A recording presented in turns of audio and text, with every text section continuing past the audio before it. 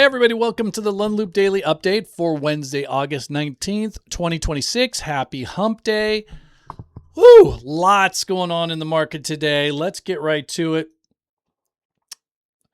Now, you wouldn't know from looking at the indexes that there was actually a lot happening in the market. Why? Because they were basically all flat to up or flat to down. You can see the SPX here. We got a little bit of a pop at the open, and then it was just, what do the kids call it?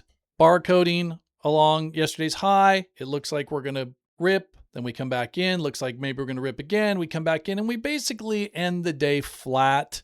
Nothing really exciting going on here, right? Up 0.5% on IWM, 0.25% on SPX, 0.25% on the Dow, down just slightly on the Qs. So what's so exciting about that action? Nothing really, but there were two areas of the market that moved significantly, and they coincide with this idea that I've talked with Lund Loop subscribers about forever and ever, and it's the move after the move. And what is the move after the move? Okay, so you get a move in a stock, sometimes a move that comes out of nowhere. And the question is, how confident can you be in that move? Because if you buy that move and then it just reverses on you, that's really bad. Even if the stock ends up going in your direction, ultimately, that pullback may be so dramatic that you might not be able to hold and you get stopped out, and then that's when the stock keeps going. So the initial move, very hard to get. I mean, sometimes you get lucky and you get a setup where there's a reverse hammer and you get some sort of entry intraday. But most of the time when you get the move out of nowhere, the catalyst move, it just gaps up and it goes. And we saw that today in two areas. And I want to talk about how we can approach those two sectors, how we can find potential opportunities there with the least amount of risk possible. Okay, so first of all, I'm going to go back to this. Remember this? Just Monday, is crypto dead? In which I said, hey, you know what? The sentiment in crypto is getting so bad. The technicals haven't quite matched the sentiment, but it's getting so bad, so negative that we need to take a look and pay attention to this space. Well, sure enough, we had a big, big move in crypto today, right? And this is that level I've been talking about for quite some time.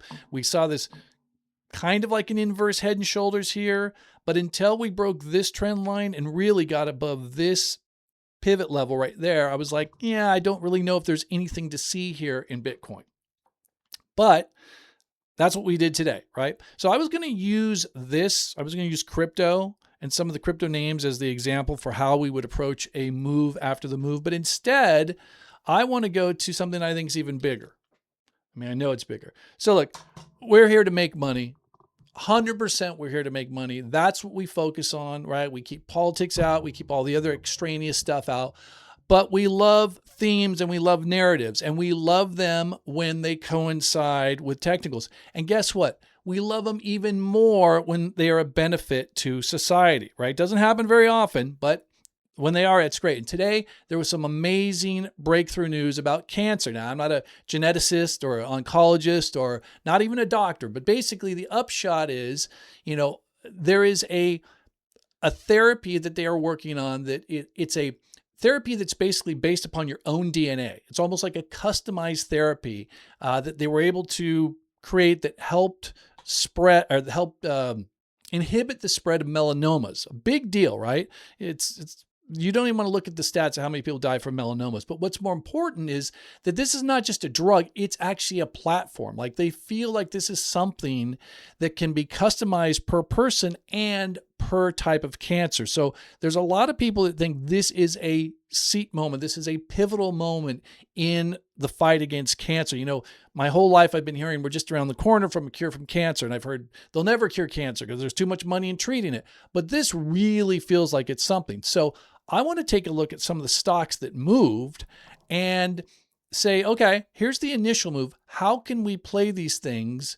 And how can we play them in a way that we have more confidence that the move will sustain and that we can manage our risk best? All right, so let's just go to the front of the line here and look at the star of the day, which is Moderna, right? Moderna up 176% today. All right, so if cancer is on its way to be cured, how do we play Moderna? How do we play Merck? How do we play Tem? Right? Tem AI, which apparently had a big part in this breakthrough. How do we play other names that are like adjacent? Starling Oncology, Schroeder, CIAI. These are names that, my biotech friends are telling me you got to watch out. Well, here's how we do it.